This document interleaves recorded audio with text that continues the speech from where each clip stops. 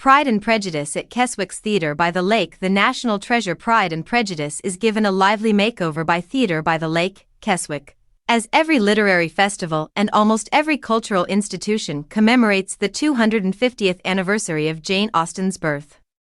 Naturally, not by themselves, but in association with Scarborough's Stephen Joseph Theatre, Bolton Octagon, Hull Truck, and Theatre Clwyd.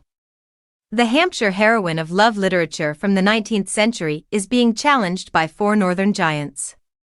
Tickets to the theatre these days, it's difficult to avoid comparing Jane Austen's polite social comedies to their contemporary film counterparts, thanks to Richard Curtis, or the several transatlantic adaptations of Miss Austen's novels that have made Hollywood executives quite wealthy. However, a very provincial, English, rural view of a class structure that excluded anyone without income or land, especially women, lies at the core of all of Austen's works.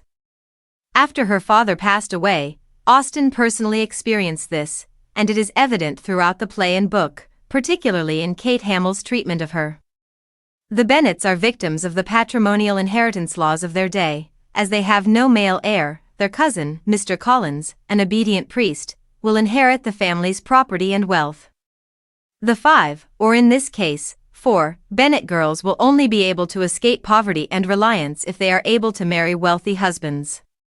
In addition to homelessness, the drama's narrative is comprised on their many personas and their selection of suitable partners, with Elizabeth and Darcy's romantic altercations serving as the main love interest. The dance between Rosa Hesmondhouse and James Sheldon is captivating. Costumes, decor, and etiquette all allude to the period's customs, like Charlotte Bingley's fan flirtatiousness, and Theatre by the Lake pays homage to the novel's time signature. However, Andy Graham's sound design subverts the civilized social exchange with contemporary raunchiness, subtly portrayed by a string quartet. Consider Bridgerton.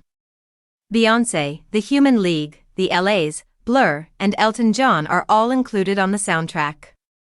This adds to the characters' exaggerated and ridiculous treatment, which Austen drew so carefully and subtly. They are able to tolerate it because they can tolerate almost all other forms of abuse.